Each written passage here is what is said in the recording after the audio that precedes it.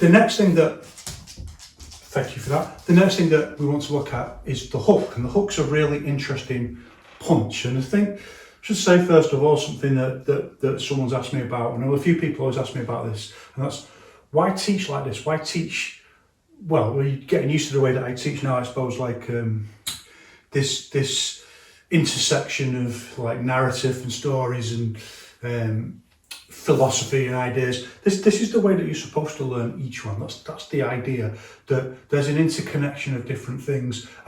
Usually, like if you're training with someone, it happens very organically over long periods of time, but I haven't got time to do that. So I'm trying to include as much as possible as we go along. Learning each one it's not like going on a self-defense course. It's something totally different. It's something totally unique, and it's something that all the old masters talk about, that you've really got to expand your mind, not expend your mind, expand your mind in terms of, developing an intuitive understanding of physiology and the science of movement, philosophy, pedagogy, intellectual culture, and thinking about how all these things fit together holistically in aging. And what we're looking for all the time is to create this really interesting and life-affirming mix of exploring all these different ideas and how they link together. I think like the hook exemplifies a lot of these things, because there's so many things to do with culture.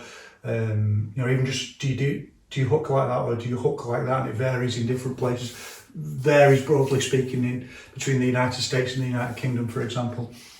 And the physics of it and the angles of the arm, and developing like a sense of how these particular principles of physics work and exploring that. You don't have to know all the scientific terms, but you have to develop this kind of intuitive ability so that you can use these skills practically. Another thing that kind of that links on from that, I suppose, is the question of why not start teaching Zhang first, like everyone else does. Everyone starts teaching standing first, and there's a couple of really good, simple reasons for that. One is that there's already tons of stuff out there, but that doesn't mean that I'm not going to talk about it. I am going to talk about it, and you can see that I'm kind of talking about it as I go along. But there's another really good reason, and that's that, like, it's quite abstract. The reasons why you would do standing are quite abstract. The dog is in the bin. What you up to? Yes, you. Yes, you. Are you rooting in that bin, looking for grub?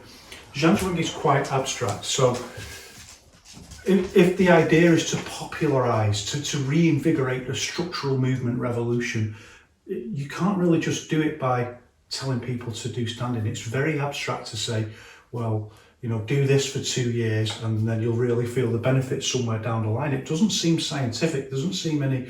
It's too abstract from where a person starts. Like there's no scaffolding there to connect why you would do that. And you can get away with that in some places. So you can get away with that in China, where people are prepared to train with a coach that's got a good reputation, and they're not necessarily going to question. They're quite happy to trust the coach and the methods and go along with that. But I think outside of that kind of scenario, it's very, very difficult to get people to go along with this idea. Why would anyone do that? Because it's based on like an experiential understanding of the laws of physics. Why would anyone do that if you can't make that connection directly? It seems very, very abstract. And you've got the next class along saying, well, just come in and learn how to do a hook, and that will literally be useful tomorrow if you get in a fight. So I think like the best way is to extend this idea of holistic training, that you link everything together. And I think if you start from concrete things like a hook, like a jab, like a cross, if you start from those concrete points and build that knowledge scientifically and explain in really rational scientific ways why this works, what's the logic behind it, what are the principles of physiology, what are the physics, what's the philosophy of fight science, what's the pedagogy.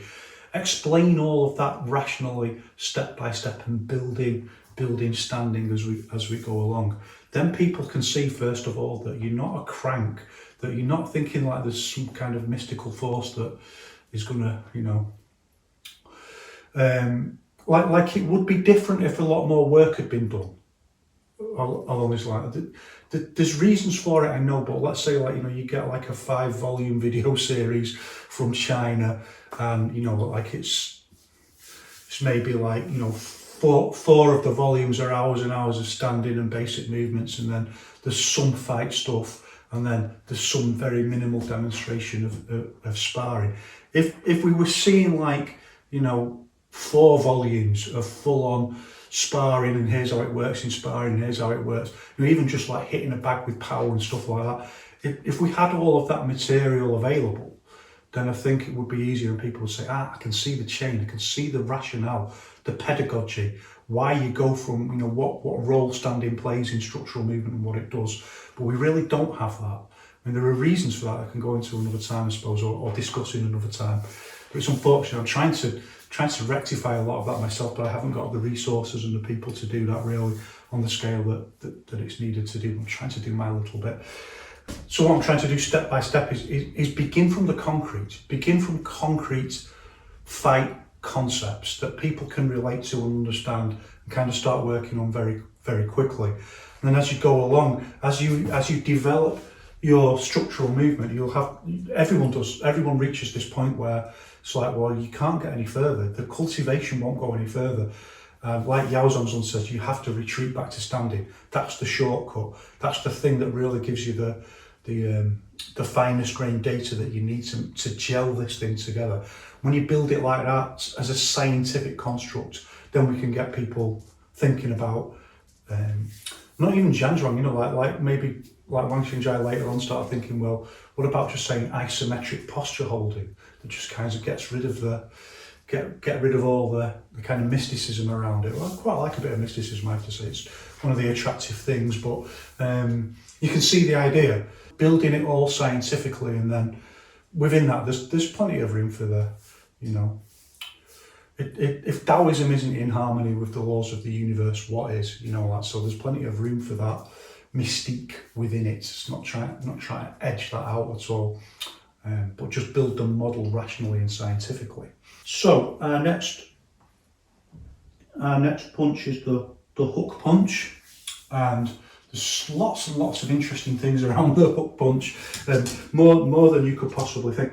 So we're going to do lead hand hook first in this video. The first thing to think about is whether we punch this way or that way, and there's different rationales in different parts of the world. Even in Western boxing, different parts of the world, people will punch that way. It becomes kind of codified. So, people do that, coaches do that, they teach other people to do that. In other parts of the world, it gets codified the other way, this way. So what are our scientific rationales for doing it different ways? So first thing to think about is like the difference between wearing a glove and not wearing a glove. When you're not wearing a glove, you can get away with some different stuff.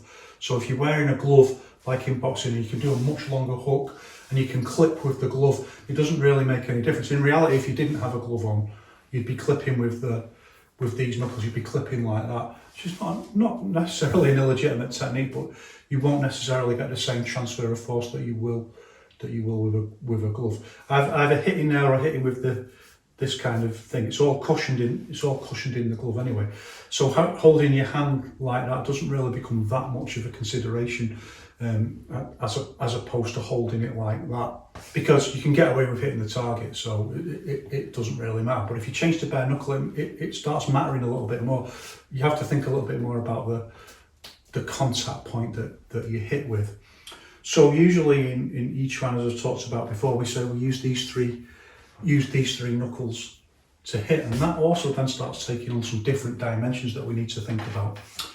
Our basic movement is going to hit in like this, and we're going to think about hitting with those three knuckles, but you can think straight away like something will then change if you hit out longer. And this speaks to our pedagogy and training practice. So you'll see, for example, I was watching, I think it was Yao Chengrong and his students, and they're all doing hooks like this, and they're training like this, very kind of standard Yiquan hook. But when you look how close the punch is, it's an incredibly close range technique if you do it like that. There's other reasons that kind of make you do it like that. It's what we call over-determination. Like there's multiple different things that start making you do something. We kind of need to unpack and think about them all. So the first one is like wanting to hit him with those three knuckles there, and you can see that the more the hook goes out, the more you're going to change that till eventually you'll be hitting in, best case scenario, hitting in with maybe even the first knuckle there. If it goes out into a slightly longer hook this way, the knuckle and the fingers there, and you change the impact point from there, and you change it more to here, and there's reasons why that might not be particularly good in a no-gloved fight situation. There's a couple of reasons. One is that you're very likely to hit this part of the fist here. So like if you hit that directly on the jaw, that's also going to do you some serious damage. Jaws are stronger than you think in most cases. And also the thumb. Now this is something that happens all the time, even with boxing gloves on, and particularly cheaper boxing gloves. When you hit in like this, that from the longer range hook, you catch the thumb and push the thumb back in that way. So it's a consideration, and that's why really good boxing gloves will have they'll be designed in a way that keeps the thumb in and tight in, and usually the thumb is moulded into the glove. That's obviously to stop it going in someone's eye or something as well, but also it protects the thumb. So anyone who does a lot of sparring will, and particularly if you use this kind of hook, you're probably very used to this phenomenon where your thumb gets hit back like that, and that can be quite painful. It's the last thing you need in a crisis, isn't it? Like breaking a finger stupidly on a technique. And the other thing is the laws of physics that I'll talk about in a moment that make you want to do it shorter range. But the point is, like this starts becoming over-determined then, that you're going to hit very, very close range. So this video I was watching of Yiquan and his students, like straight away I was thinking like that hook is too short. It's too short. It's one of those things that like seems right on the air. Of course, sometimes you might need to do that like that, very, very close range. But as your standard training distance, and I think this is a problem we can identify right across each one, that there's the ideology of short range, and then there's the reality of the fight, as Yao Zhongzhun calls it. And in the reality of the fight, you're not always that close range. Yao Zhongzhun says it's the distance you have a conversation at. So that's your general starting idea. That's not usually, unless it's your lover, or someone who's really angry with you, it's not usually that close to your face. It's going to be this far out at least. So we don't want to think in terms of keeping it very, very close range. A more mid-range punch is better further out this way. It makes more sense scientifically in the reality of the fight. The next thing is the laws of physics and the way that physics works with levers and angles, and that's another thing that we need to think about. We can compare all of that then to this. And there's a couple of things about doing the punch this way.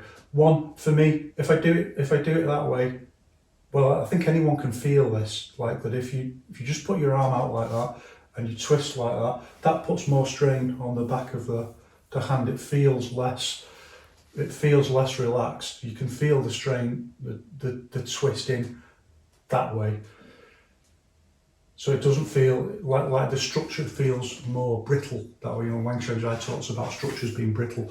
It feels more brittle because the muscle is under more tension. So it just feels like if, let's say, the fist got twisted, like I only have to go a little bit like that, and it feels like it would, it's not ideal for my wrist. Of course, boxers do it all the time, absolutely fine, I know.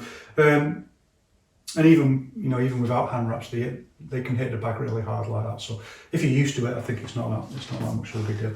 But for me, it feels a little bit wrong, and that just feels much more natural to me.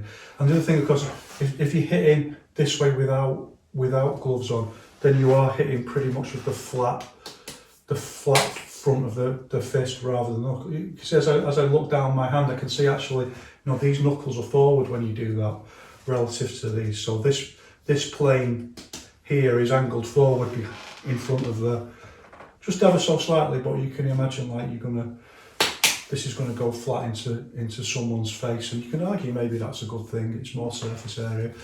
Whereas this way, even if you hit like with the middle knuckle,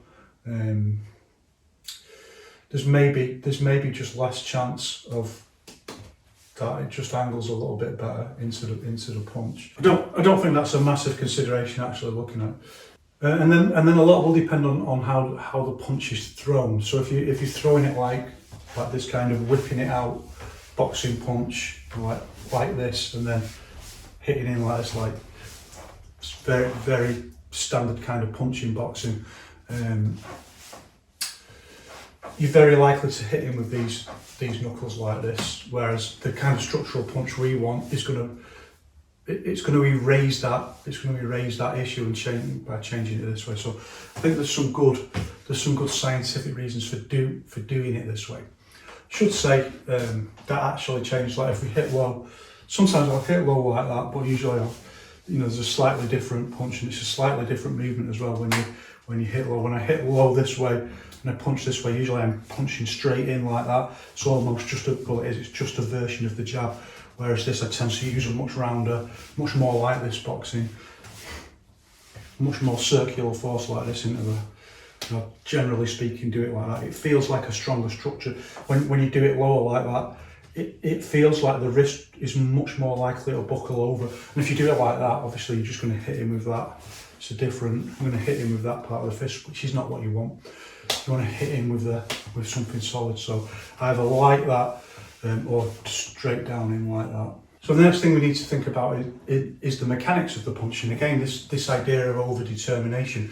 When you do the hook close this way, it feels stronger. It feels mechanically stronger. This structure that you're making, it feels like, and it is more solid. So I suppose you could say like it's one of the dangers of the intuitive relationship with structural movement that you're developing, that sometimes it gives you the wrong solution. So that's why like structural movement is always in the context of the reality of the fight. So there's lots of things where it might be more powerful, but the reality of the fight says that that's not the best way. So if we want a little bit longer this way, so you can see why people think like it feels stronger, because the further out the arm goes, the more strain there is on this muscle here. And at the same time, the harder it is, the more these muscles have got to work here to maintain this structure, to maintain this correct structural tension when we hit the target.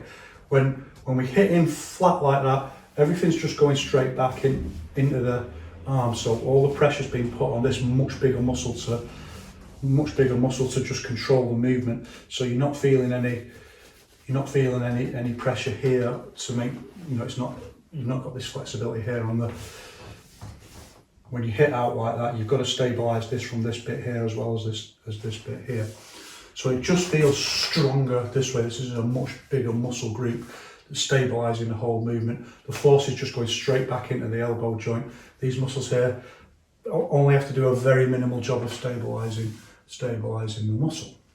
And yet at the same time, when you do it out longer like this, the laws of physics mean that because it's like a lever, that you're putting more strain on this muscle, this big muscle, and you're also putting strain on this muscle. So it just feels like a more difficult movement to control. That all added together then starts making people do it like this. And it kind of feels, you can just, when you do it, it feels like a stronger structure, but it's far too close to your face. Yeah, you might need to do it. Of course, you have to hook close sometimes, and you have to use short power to do that, and that's usually a different kind of movement. But there's so many things wrong with doing it this close to your face. Like if you're missing, someone's rushing in, your hand's very close to your face, or if they're really on the ball, they can push the hand back into your face. And usually you're just not that close. You're just not that close. You need a longer range. Actually, you need it to practice all ranges, and that's something that I suppose I can talk about it now, can't I? So you can say, particularly with the hook, it's a little bit different with the jab. You can jab all different ranges, but it doesn't seem to have the same logical sense. Whereas with a hook, you can think like you want to practice it at just going out at at all different ranges, because you need it at all different ranges. And this is one of the really great exercises you can do, very relaxed, very close in, and just hitting and moving out like that, and practicing like that. It's a really useful exercise. We've gone a little bit ahead of ourselves, haven't we? Because we haven't really talked about the mechanics of the punch. So let's do that now. So we've got our fist shape, and we want to turn it over. We want to turn it over this way for the most part. And sometimes you can do that. You know, you want to be a fluid warrior. You know, you don't want to be fixed to some kind of orthodoxy. And if you can get something cool in that works by breaking the rules, this is also a really big problem with if you only ever train with people that do the same thing. So one of the really important things that I did when I was really going like on my deep dive into, I think like you have to have a period in each one where you're training on your own, and it's like your kind of PhD period where you're going deep into research. That's the time to train with lots of other different people, and that's what I do. You know, I train. Well, I've trained and sparred with just think people from almost everything. You know, and experiencing different ways of doing things, so you don't get used to just the same way of doing things, and seeing that people react differently. I forget what it was I was talking about, as I do. So what we want to do next is then start thinking about some of the straightforward mechanics of the punch. We want it about halfway here. We don't want it this close. We want it out this way. We don't want it this close. We want it out this way. So our next principle is that we don't hit too much past the centre line, and that's again like a massive difference with, not with every boxer, some boxers do this, Western boxers, but it's a massive difference with most boxers, who will usually go like, you know, and they'll hit and they'll circle around the centre line like that. That's not a million miles away from how sometimes how it's done in each one actually. So there's this idea of the circling meteor fist, or various other variations of calling it like, where you swing and whip out like this, which you can see like it uses more circular force than square force, and this uses more square force than circular force. And they're both perfectly fine. It's just that this one fits in more with the overall theory of continuous attack that I explained it in the last video, and I'll bring it into this discussion now. So we're going to hit to the centre line, or just like when you do it with power, you inevitably go a little bit past, and that's fine because you want to punch right through the centre line. You want to imagine hitting it and pushing through just a little bit, and we hit and stop. We hit and stop just like we talked about in the previous video. We hit and stop, so we don't go. It's not going past like that, and that's one of the things that you can see that you can look out for. So there's people who train in Yao's Yiquan who do Sandar, but when you look at them do Sandar, you think, well, where's the Yiquan? Well, where are the Yiquan principles? And one of the things I look for straight away is hit and stop, and then you very rarely see that. It's just really box standard Sandar where you're using this more circular force and swinging in. Whereas the hit and stop is one of the key concepts within Yiquan, and it's one of the things that comes very much from Shin Yiquan. The hit and stop requires so many different things, it requires the engine of power generation from Shin Yiquan, so it requires this use of the body, this short movement to generate the power, because you haven't got this swinging power. It's just very similar to like when we talked about the jab in Western boxing like that, where you're leaning in, you might be turning your foot or not. Usually if you're leaning in, you don't turn your foot. So, and it's mostly just coming from the arm. So if you're swinging like that, you're using the momentum. If anything, it's far more provenly effective than the Yiquan punch, because there's far more people doing it in legit fighting competition. Again, it's an analytical argument about why it might be good to do this, you know, as opposed to that, particularly in some situations. So we're hitting in, and we're hitting into the centre line, and we're stopping. And when we do this with like real force on the air, and you've got to hit and stop and control it, the shearing forces that go through your body and down your back are immense. And it's astonishing how much power a human body can generate, and I've mentioned this before, and all students go through it, that you do certain things where like you get the power, but your body can't control it. And unfortunately, one of the ways that happens is like you can really easily pull a muscle. So in Xing Yiquan, traditional Xing Yiquan, there's a lot made about strengthening the back. And you realise why when you start using this kind of power generation using Fa Li, that the shearing forces on the back are enormous, that your body can generate, or you know, a human body that, let's say, is kind of averagely abled can generate far more force than people think is possible. It's astonishing, really. But you aren't necessarily physically strong enough to contain that force. So I said before, you know, you see people when they get it right and then they fall over or they stumble over, it's like, and I'm like, no, it's right. The student always thinks it's wrong, and I'm like, no, it's right. You've just generated more power than at the moment your structure isn't good enough to contain that power. So your structural knowledge has got to improve. Well, this is a slightly different thing where actually it's your physique that isn't strong enough. So you've got to build up to it. So like to actually hit with force and stop, the shearing forces that go all the way through the body. But this is the key technique we want, hitting at that hit and stop point. And remember that I talked about, we don't want dead time. So the theory in each one, like, it begins from the reality of the fight, but it begins from the reality of like a real fight, like a life or death fight. And the idea is, the longer you're in that fight, like in any moment in that fight, it can go against you. You know, like in most cases, it's not even 50-50, like everything's against you.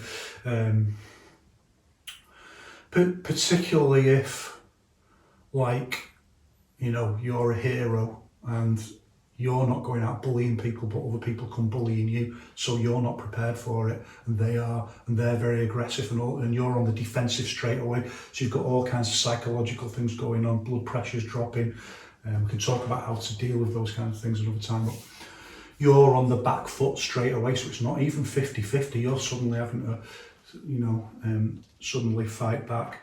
So it can go against you at any moment, and every single second you're in that fight is that ratio. Like, it's, you know, it's 30% going to go in your favour, 70% every moment.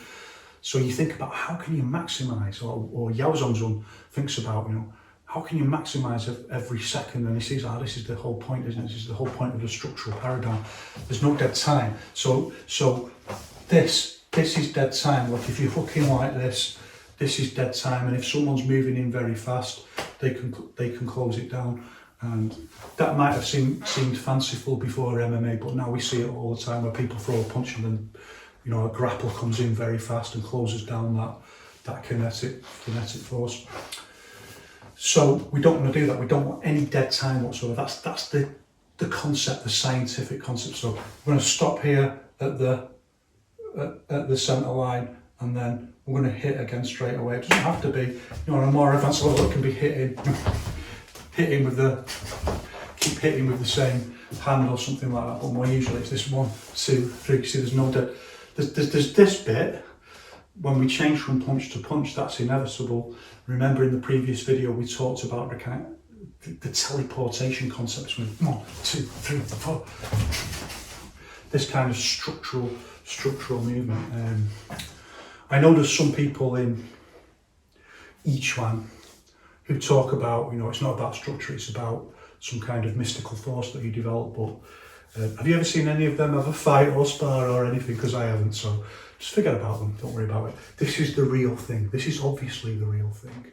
So no matter what the distance, whether we're doing a longer hook like that, and when you think about doing a longer hook, think about changing. I can't remember if I said it before. Think about changing from the back 3 knuckles to the first 2 knuckles for a longer hook, and then you also need to just angle the fist in just a little bit more than you would.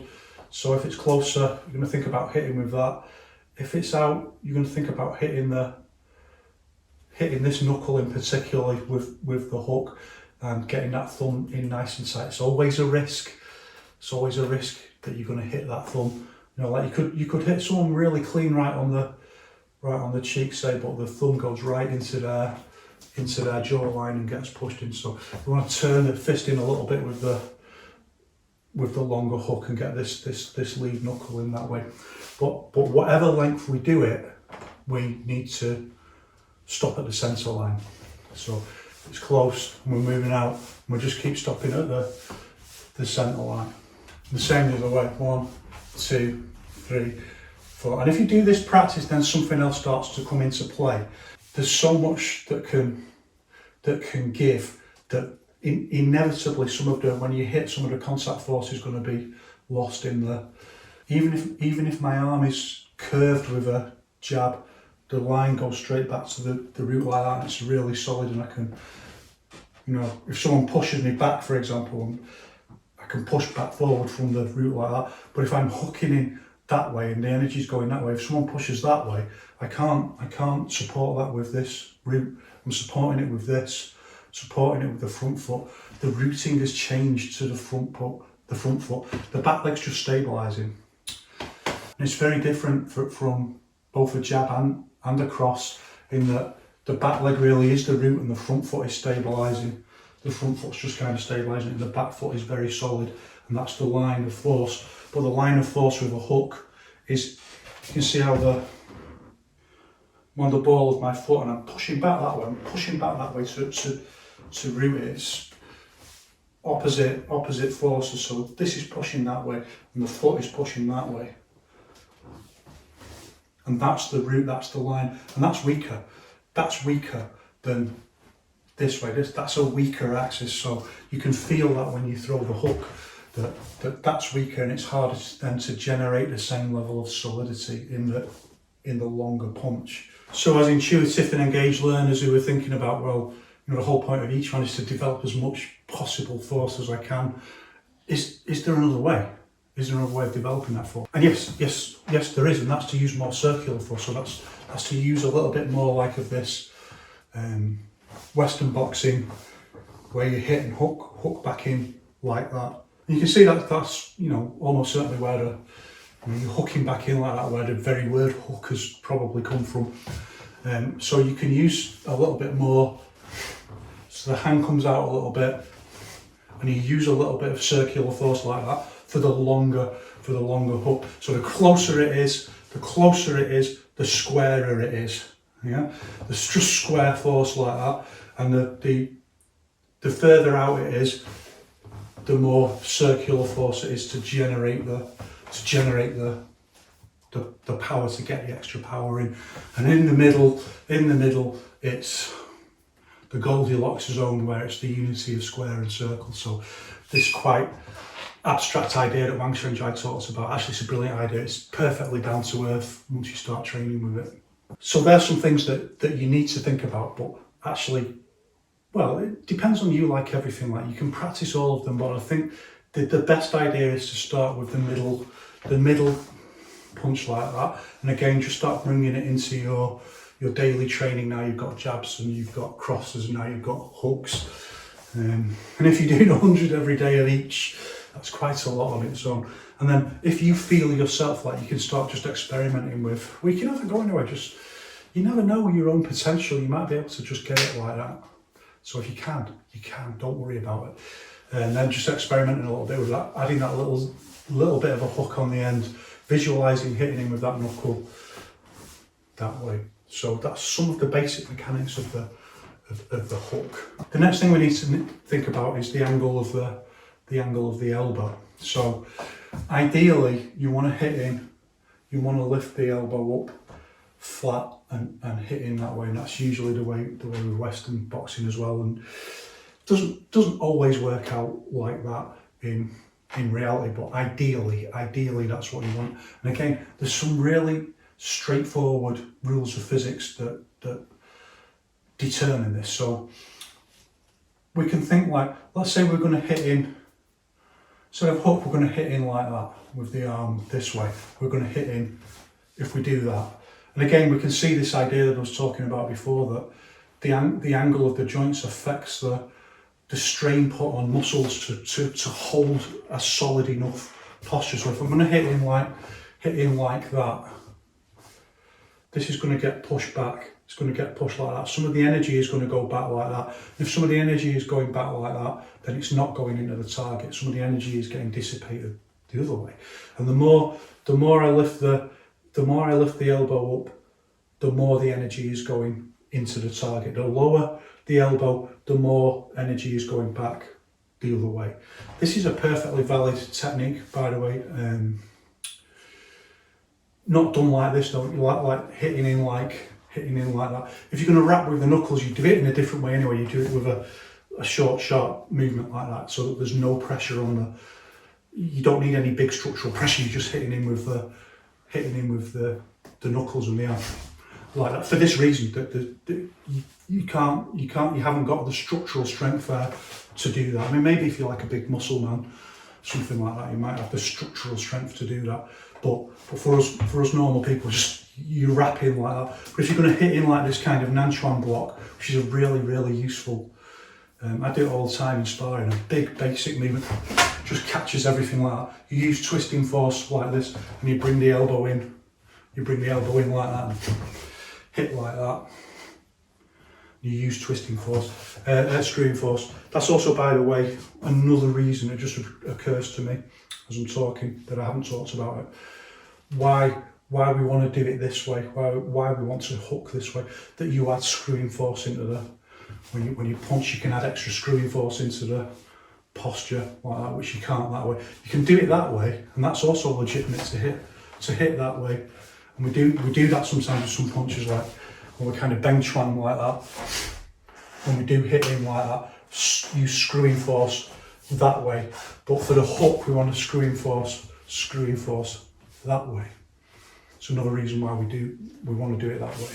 So you can see anyway, the basic idea is we want the elbow flat because it's a stronger structure. It's much easier to control this structure, and more force is going that way. We don't want any force kind of dissipated that way.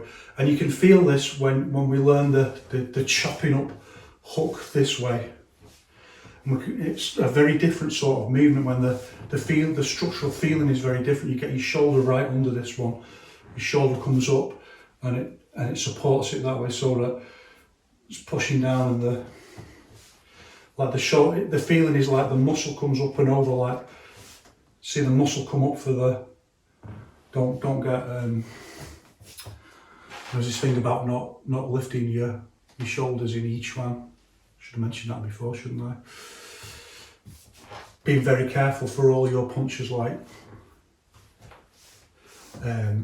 But the exception to the rule, of course, is defence. When you do that and you want to hit in and take a risk and cover up. But as a general rule, you don't want your shoulders coming up like that.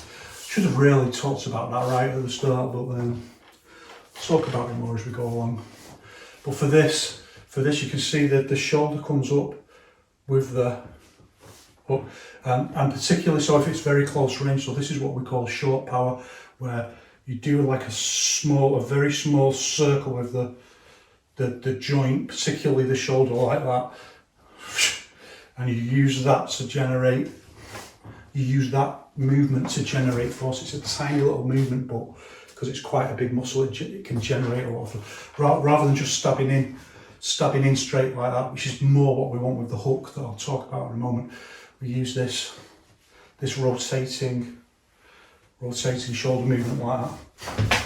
So it's a little bit longer, it takes a little bit longer to do than just to release force like that. You've got to do that first and then farley.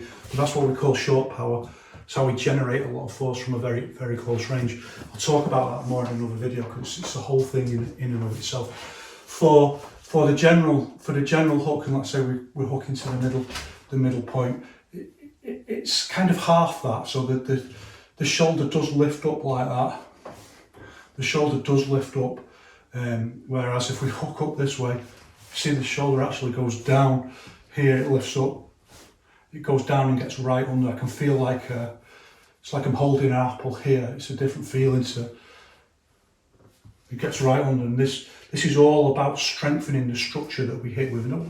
Like, it comes intuitively, it comes naturally. Just hitting a bag teaches you this kind of thing. It's only when people start trying to explain it and put it into words it starts becoming like like how do you know all this stuff? It's so many intricate little details. It's, you just learn holistically to have a relationship with the laws of physiology and the laws of physics. It just feels right to do it in certain ways. But for the hook, for the mid-range hook, we want to think like this old Yiquan principle that your arms are just spikes. Your arms are just spikes, and then that spike gets hit by a wooden mallet from behind, and that's our teleportation concept. So the mallet starts on this side, and what we want to do is lift the elbow up and push in that way. And it's astonishing how many people just find that very difficult. So they'll drop and hook like that. And you even see it in Yiquan, like people doing that, and it's wrong. Can't say it's wrong in Western boxing. You can only say that's how it's done very often in Western boxing, but it's not what we want in Yiquan. For one thing, it's dead time. It's dead time. It's creating that open space, and we just want to go teleportation. So it contradicts our teleportation concept. We don't want to go down like that. And even with short power, for the most part, it's just the shoulder that does that. The front arm doesn't do that.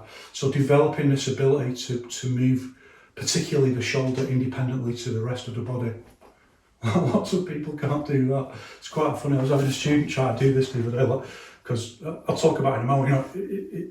It teaches us how we throw punches from the shoulder and put intention in the shoulder. He couldn't do that. Couldn't move his shoulder independently, and we were rolling about laughing. It was so funny.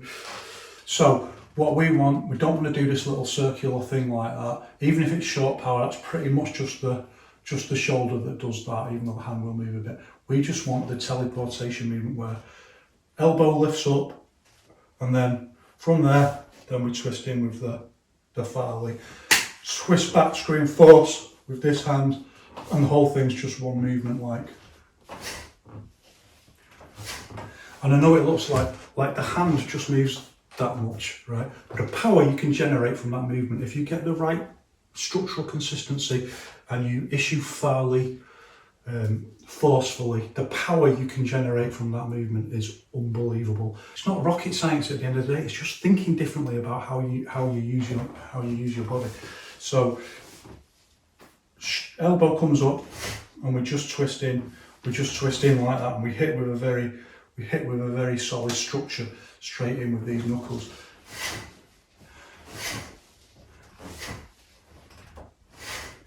Everything else is very similar. The routing is a little bit different, but remember when we talked about with the jab, where the body comes up this way and then turns in this way. That's exactly the same.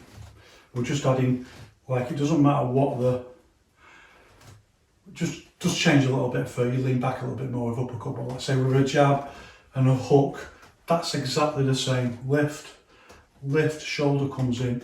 Think of it, this is like the mallet hitting the, or ping, ping, ping, ping, ping. This structural chain from ping, ping, ping, ping, ping. Only it all happens in one movement. And we hit in this way. The routing's a little bit different, like with the jab, you're doing this pivot routing where it does this, everything's phased this way. That's the same if you're doing it slowly at first, just as a wave-like movement, which you can do.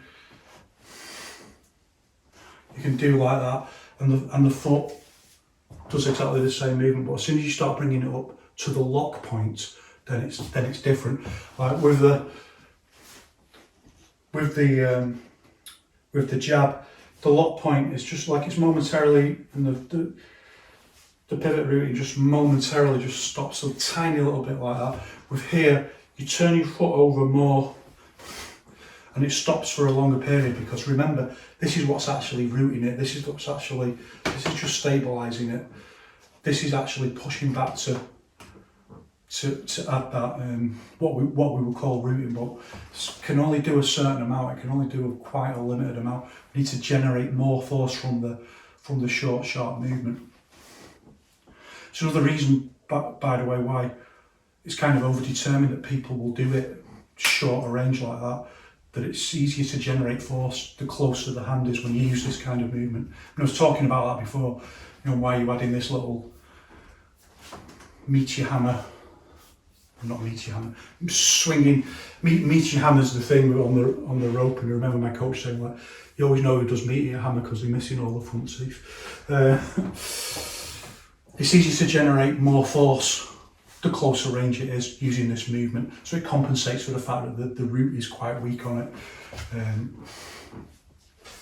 But it turns more that way, and it stays longer in that position when you, and then just goes back down. So it's not like you can see with the jab it's phased like that, with a bit of an Elvis step like that. Here it's there and there. It's a bit more, the jab is more Elvis and the hook is more Michael Jackson, like that, more that kind of step. So that's what I think about. Michael Jackson rooting and Elvis rooting. And really we've got most of our considerations then for the hook are in place. It's just a matter of, it's actually easier to do this up to the lock point than it is to just do it quite relaxed like that. But start quite relaxed like that. And everything else is really just exactly the same as the jab. Things get a little bit more complicated when we start stepping. So our general rule is that when we're moving forward, basic step forward, we're using seeking step, so the foot hitting like that. Even on the jab, really, like the foot will turn out a little bit. When you're practicing, try and be really strict with yourself that the foot just goes straight forward like that. Even on the jab, straight forward, especially on the jab. There's loads of different reasons that I've talked about, you know, that you don't want to slip, and also you don't want to go over on your ankle like that. So even if it's just like a little bit offline, and like you hit their toes or something, you hit your opponent's toes or an obstacle, it's really easy for the foot to go over. So there's a really scientific reason why this kind of seeking step is used. When you use the hook, the foot's inevitably going to turn a little bit. When you're practicing up to the lock point, try and be really strict with yourself and keep the foot pointing forward as much as possible. Ideally, you want to do that, you know. In reality, in the case of the fight, everyone just kind of turns their foot a little bit, and the more you do it with power, the more the foot just naturally, inevitably just wants to compensate by turning a little bit. But the stricter you are with yourself in your basic training, the less you're going to do that when you come to do it, when you're sparring. So practice again, you can practice very relaxed, like just moving like this and then change.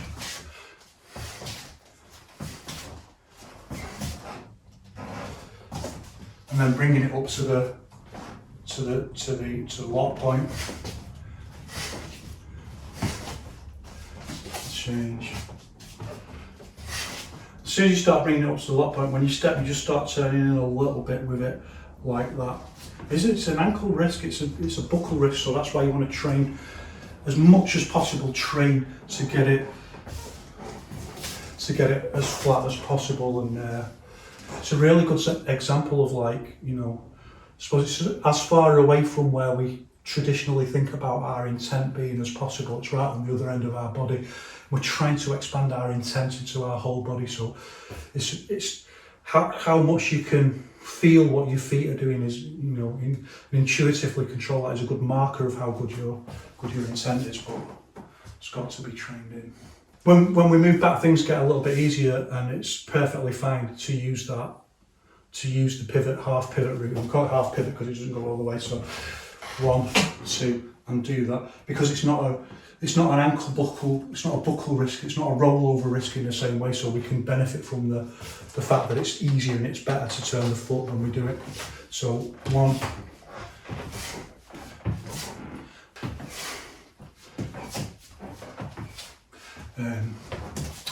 Again, just checking in a mirror and videoing is a good way. So we step. So just like with the jab, step back first, step, and then step back into the. And you can use there's almost just a little bit of slingshot with it as you step like that.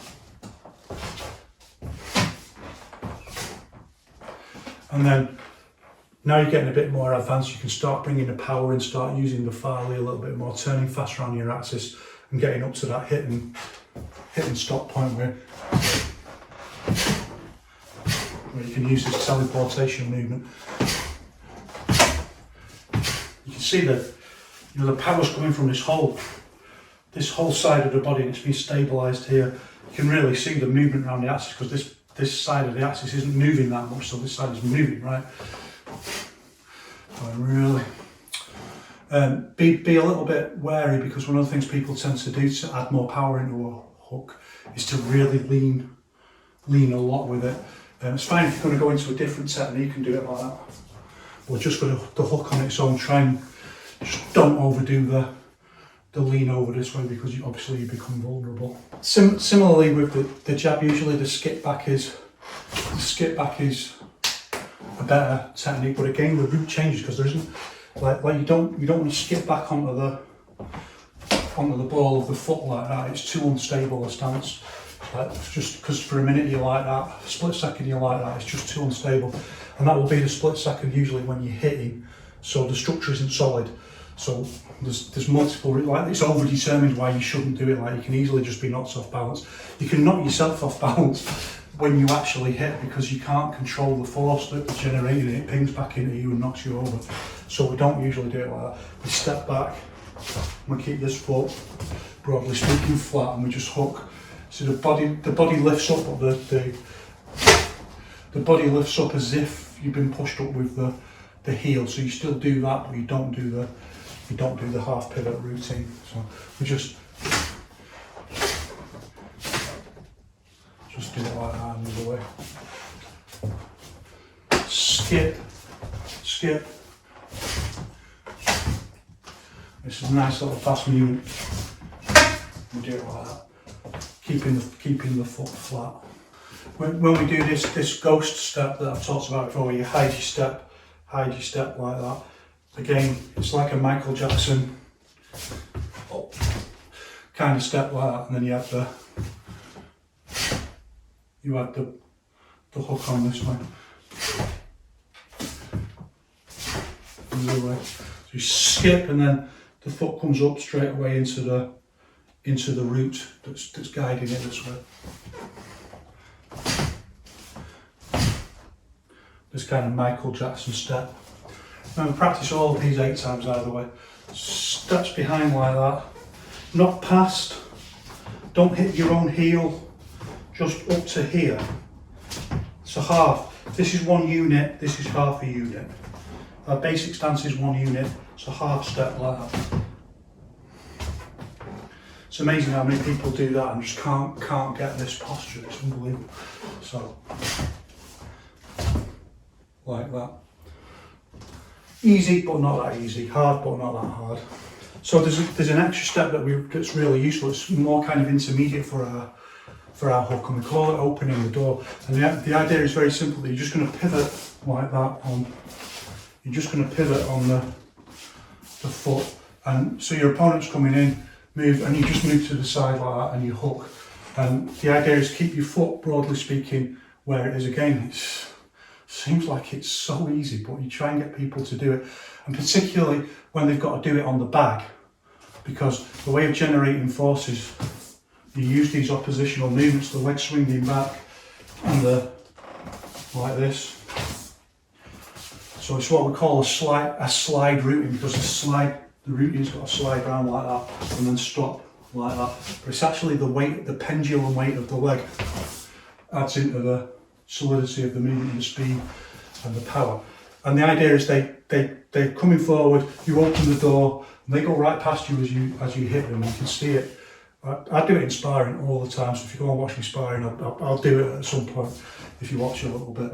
So you're waiting there, you just open the door and you hit like that as they're going past them the other way. Same. If you get people on the bag trying to do it, they inevitably start trying to compensate with a step to go back to the traditional way of generating power. So you've really got to work on it, you've really got to practice it. It won't just come naturally, that. Next, moving over to the side. So I can go through these kind of quickly because they're mostly just exactly what I've talked about with the jab. It's transferable skills. So it's exactly the same step, only you see how you keep the foot up like that.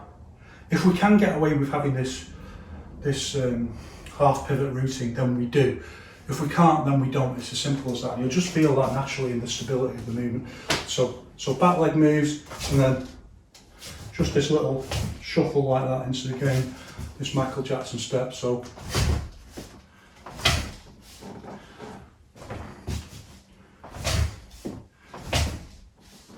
and look how much intention is in the shoulders and just lifting the body from the shoulders. This is a massive, what we call intentional arc. This arc across the shoulders. It's a huge structural formation. We don't want it like we don't want it to go down and up and down like that. We want it kind of flat. It's crooked flat, so it's like it's a wave all the way through the unity of square and circle. It's like that all the way through, but it's on a flat plane, even if the individual parts of it are like that. If you see what I mean, it's like that all the way around. So this is our pure Yiquan theory, the unity of square and circle. So you can see it as the whole body lifts up into this chest area. So all the structure's all like call it like body rooted. It's body rooted around this intentional arc. So, of course, the other thing, of course, is like what we try to do very often is punch over the opponent's guard. So that's another reason why we kind of want to come in flat, usually like this, but also just lifting up from the elbow first and then in. So we don't want it to go in and up like that because the guard is there. We want to lift up and over the guard, but also lifting the whole structure up over the guard like that to hit in this way, in the same other way.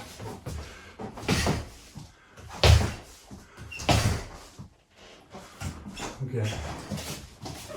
Back leg, front leg, and then just as per usual, unity of hand and fist. As that goes into the it's half pivot, but it's also like kickback routing. As that goes into the kickback, then the fist lands on the target, in the centre line target. So you see the timing. It's not timed with this, like 1, 2. It's timed with this 1, 2.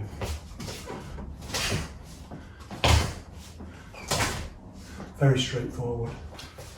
If we want to start with the front foot first, we do the same thing, but we do a much smaller version of it. So as we step, that's just going to twist up a little bit, but not into as big a movement. So 1, 2, and this foot's just going to slide. It's just going to go from here to here like that. It's just going to slide. Step, and then here the unity of hand and fist is between the front hand and the back foot. As the foot slides in, the punch punches out this way.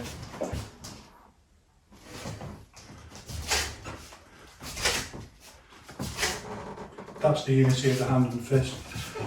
1, 2, 1, 2, 1, 2. Foot just slides up a little bit.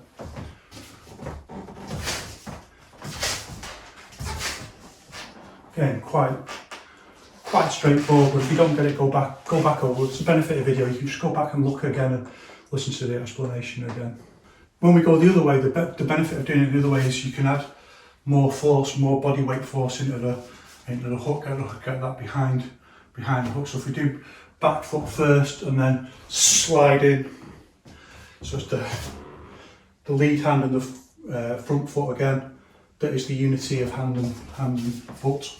So 1, 2, and it slides. 1, slides. So you lift up like a pivot, half pivot routing, and it slides back this way. It's in a couple of categories. We can call it straight routing, but it's actually like a reverse kickback. So a kickback goes like that, and a reverse kickback lifts up and then slides like that. So 1, 2, you slide into the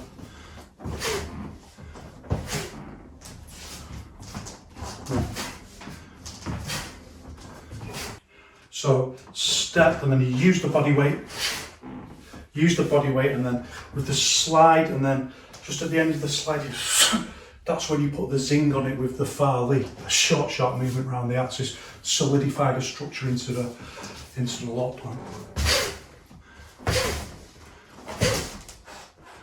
You can see again, she's like, you know, like a bird just suddenly going like, but it comes in like, there's this movement on it as well. Everything's releasing force into the movement. If you step with the front foot first, then everything changes again, back to the back foot, half kick that routine. So one this way, step, and now the unity of the hand and fist is back to front foot, back foot. Don't worry, like, I certainly didn't like memorize these by rote. I learned how to do them kind of intuitively just through practice. So, and then you start saying, that's what we mean by that term, that's what we mean by that term. It just helps, I think, if someone puts the terms on for you straight away. But don't start thinking, I've got to learn this kind of routine, I've got to learn that kind of routine. It will happen intuitively and naturally, don't worry. But then when it does, you go, that's half kick that routine, and that slide routine, and that swing routine, and all these different wonderful. Your body knows how to do them. They don't need Chinese names. They don't need English names. They don't need any names at all. Your body knows. It's body knowledge. We just do that to help codify it and pass on the information. So the front foot's going to go, and then the back foot's going to go like that, and the back foot's going to be up like that. So, and the weight is going to be forward now. This is all just to do with how you balance and solidify the structure. That's all it is. That's why it changes each time. There's a completely scientific reason for why we're doing it in this way. In fact, your body wouldn't feel right if you did it any other way. It just wouldn't feel right. So it's how you know this is the true method. This is the true method that's intuitive. It's intuitive. It's based around the laws of physiology and physics. That's how you know it's right. And look, this is a very good example when I talked about in the last video, where sometimes the Farley is closing rather than opening. So this is opening Farley, and this is closing Farley this way. This is closing Farleys. So as you step like this, see the body is coming in this way, like the foot is coming in this way, and the hand is coming in this way. This is closing. When you're reading the old Tai Chi Chuan texts and things like that, opening and closing, this is all it means. This is like it's. So I mean, like, it's gamified. As soon as you get it, it's like, the way is not far from the people. Like, disappoint your expectations. That's the key skill. Disappoint your expectations. All of these things are far simpler than people are making out. You've got people whose job it is, people who are making money out of you by overcomplicating it. It's all far simpler. And once you see, it's just that, right, I get it, then all of this stuff just unfolds. That's magic. That's real magic of the ancients. So, one step, and then hook this way. This closes like that. Closing Farley like that. So we've only got a couple more, and they're all exactly the same as for the most part. So we've got the stepping in this way, and the only difference is, like, with the jab, everything goes along the same line like that. But as always, just as I was talking about before with the hook, that doesn't happen because this is our kinetic line this way rather than this way. So you're not rooted in the same way from the back leg. So once you slide through, there's a lot of energy going forwards, but you need to change that then into this way. So it's a little bit. The energy is separated. It goes forwards, and then the bottom part is going forwards, and then the top part of your body has to change the energy going the other way. So, and the way you do that is just with the solid routine. So you use the movement to use a kind of a kickback movement, and dig in this way, dig into the floor like that with the movement, dig in, and that's what your structure's anchored around as you use Farley around your axis. So step, hit like that, step. And if you're going to do it longer, remember, step. You've got to put that little extra zing on the end, and you've got to time that in as well. That's more of an intermediate skill. And exactly the same the other way. Step, and then It's almost a little bit like a kind of shui jia where you throw like that, and then you grab and release force this way and throw. It's very much, it's exactly the same movement principle, only we're transforming it into a root. So one, and hitting this way, anchor it and hitting. You'll feel the solidity when you do it that way. And the other thing we need then is the one where we go around. So that's just exactly the same, the hook routine that hooks around. If anything, it's easier with this because the hook routine is already where you want it to be, whereas with the jab it's a little bit odd because you're going like that and throwing the jab, but with the hook you want your foot that way anyway. So this becomes miles easier just to, and the other way. The only thing that's different with this is timing this movement where you hit with far lead around your axis is in the middle of the step. That's quite an advanced skill actually. Well, it's an intermediate skill, let's say. So here, see, it was in the middle before the foot landed. So this is what we call a floating root. Like the root isn't in contact, like it's not firmly in contact with the floor. So a floating root can lift right off the floor, or it can be moving as you hit. See, do it slow, hit and then stand. It's a floating root. So the one we have left is moving from the back foot first, and I can't do it while you're there because I can't see where you are, treasure. To release force on you, don't, precious one. You move over there a little bit just for a second. Let me work on this. Mate. Come on. Good boy. It's a little bit awkward because the energy, it's a little bit more awkward than if you do it with the jab, because you're going around and the energy's going forwards, which isn't that difficult. This time you're going around and the energy's going the opposite direction. You're stepping around that way, but you're punching that way. So it's a little bit more of a challenge for you, kind of sense of equilibrium and centrifugal forces going the opposite directions. But this is why we do it. It's not necessarily something you're going to do in a fight. It's all these things are about training your intuitive footwork skills. So this is just going to step around like that, just in the angle that it's on, and then you're going to change and hook back to you. This is going to do this kind of slide into the half pivot. And the other way. So it's not that hard really. It's hard, but it's not that hard. It's surprising you can't do it at first, I have to say. And that's everything I wanted to talk about in this video. So don't worry, it's tons and tons of stuff. Obviously, like normally if you were training with me, we go through it very, very progressively, step by step, and I'm explaining things over longer periods of time, but we want to just kind of get documented down the knowledge and the ideas that people can then use as a reference. But for your own training, just break it down into what you need to do. Break it down, scaffold it into a progression track that you can use, that's effective for you. So don't try and rush. Just do what feels right, and at the right point you'll feel like you want to move into the next and try the next thing. So don't be overwhelmed by it. All of this stuff just happens. Like through diligent training, it all just knits together and comes to you naturally. So don't start thinking, oh, there's so much, how would I ever learn all of that?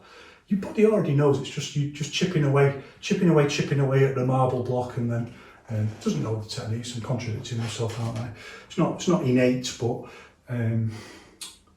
your body develops like its natural relationship with the laws of physics, just like someone who's doing tricking on a BMX, just like someone who's doing skateboard tricks, just like a gymnast or something like that.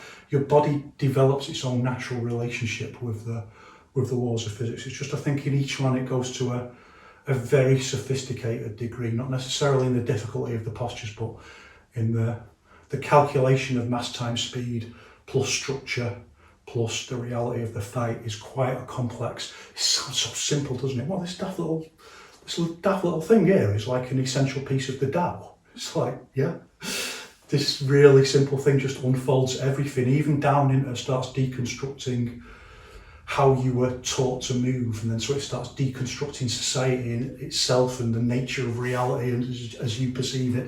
Everything starts becoming integrated into this very simple exploration of structural movement. So once again, thanks for being interested. I appreciate it so much. If I have time, I'm happy to answer comments. I'll usually just ignore people who, I don't ignore critique by any means, but people who can't just show me what they mean. Everyone's an expert in theory, aren't they? So if you've got something to show and say, well, this is different, then that's fine. I'm open to that. Otherwise, I really appreciate people being interested. And that's it. One love. Take it easy. See you in the next video where we'll look at the backhand hook. So I'm doing it wrong already. Backhand hook. The backhand hook. No, this way. He's an expert. The backhand hook.